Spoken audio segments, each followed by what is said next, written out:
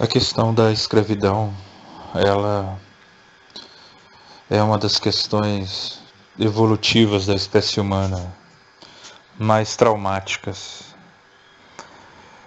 Talvez durante a maior parte do tempo das culturas humanas, a dominação explícita do trabalho de um corpo humano por outros humanos tenha sido parte da própria constituição daquelas sociedades. O Max Weber, em um texto sobre o declínio da cultura antiga, ele faz uma narrativa, uma análise da escravidão no Império Romano.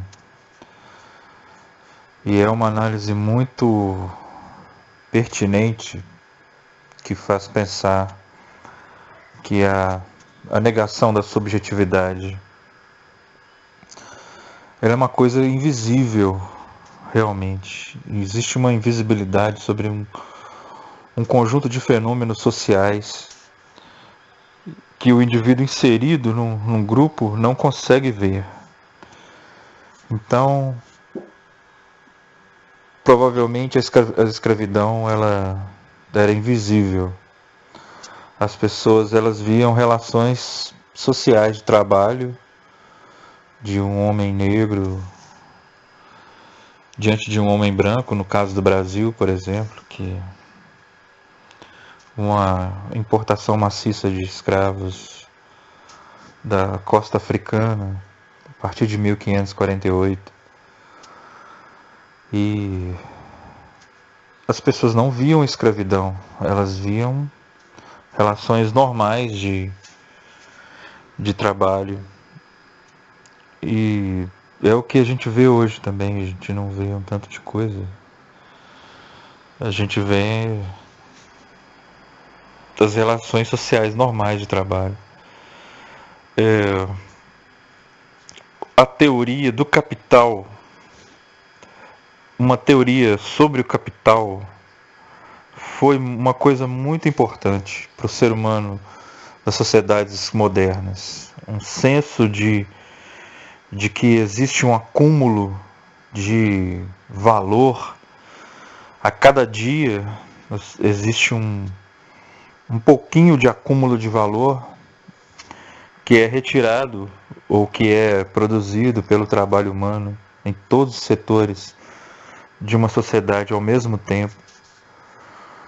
É uma visão muito interessante que o Karl Marx introduziu como uma análise, como forma de análise, observar esse acréscimo de valor constante que o trabalho humano vai gerando minuto a minuto, principalmente na produção da mercadoria.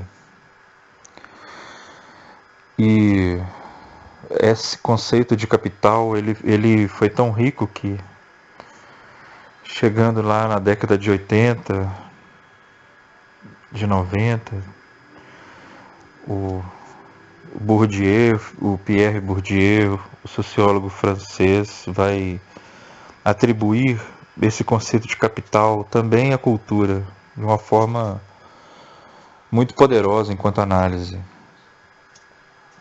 E aí a gente vai ver uma outra faceta. Se era invisível a escravidão, se o que aparece para nós são as relações de trabalho normais, que a gente admite como normal, que já chega na consciência como algo normal. Quando você pensa na aposentadoria, no trabalho, no salário, no preço das coisas, tudo isso já está tão automático, já é uma coisa pronta. O que está invisível nisso, o que a gente não consegue enxergar nisso, é que é a própria explicação daquilo. E o Bourdieu, falando do capital cultural, ele vai colocar um segundo peso, que é a desigualdade humana pelo conteúdo cultural do qual nos apropriamos. E a sacada é tão genial que quando ele fala da escola, Ele fala que a escola ela não traz nada de novo. Ela simplesmente legitima um capital cultural já existente, que a pessoa já tem. Fazer isso, dizer isso, foi trazer algo que estava invisível. E talvez as nossas teorias elas devam se voltar para esses espectros invisíveis da cultura, imperceptíveis. A minha opinião é que para fazer isso a gente tem que fazer a própria cultura. A vida humana ela é um movimento cultural. Ela é um viver um movimento cultural no sentido de que a gente tem que significar os atos, simbolizar os atos, fazer eles serem a possibilidade do reencontro. O Bachelard tem uma teoria sobre conhecimento que é muito curiosa. Ele fala que não existe conhecimento, existe o reconhecimento, no sentido de que a gente só conhece aquilo que a gente retorna. É muito curioso isso. Então, o que nós sabemos é o que a gente retornou muitas vezes. Acontece que a cultura tem uma máquina de fazer isso, né? Que é a própria mídia, que é o próprio conteúdo da cultura, televisivo, cinemático, literário, artístico, político, todas essas esferas, todas essas produções humanas que são vinculadas de uma maneira repetitiva, enfática. Quando eu descobri, por exemplo, que as rádios, elas não tocam as músicas que as pessoas escolhem.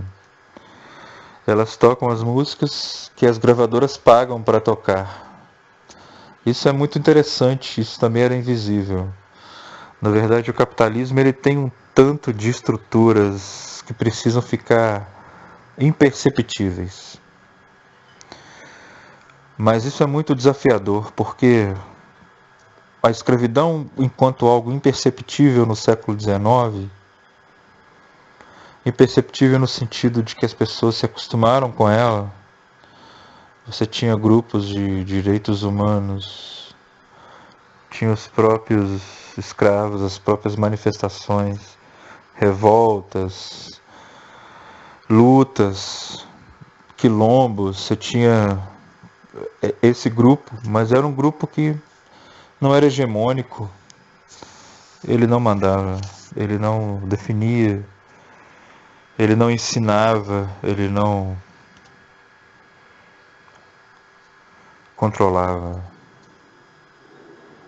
Mas então, deixar o pensamento encontrar essas coisas invisíveis dos fatos sociais,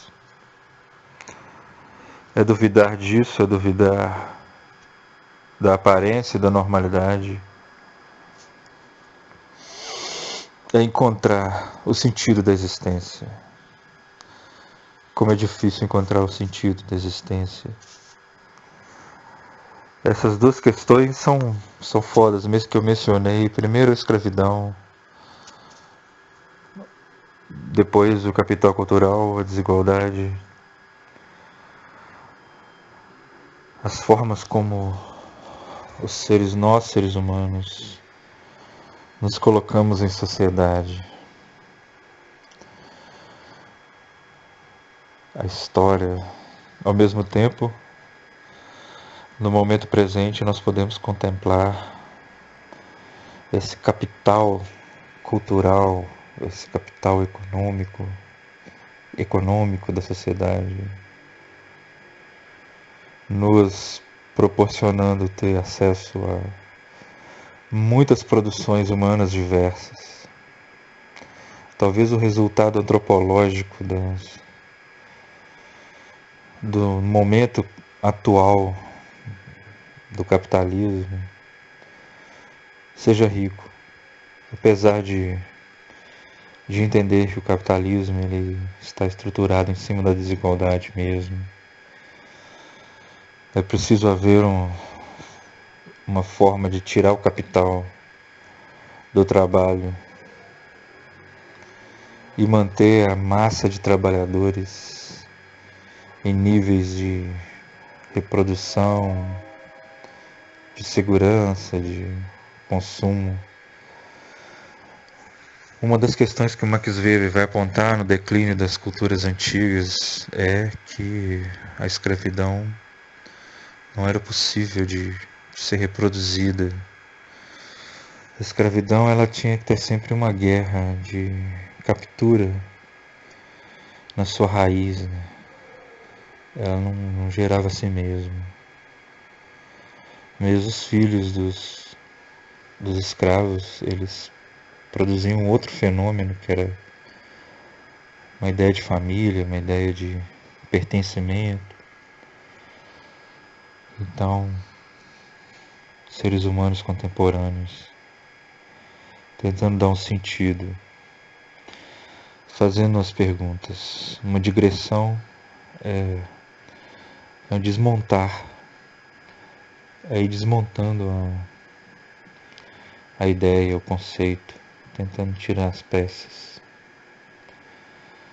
E essas duas coisas elas surgem como grandes máquinas. A escravidão humana, o resultado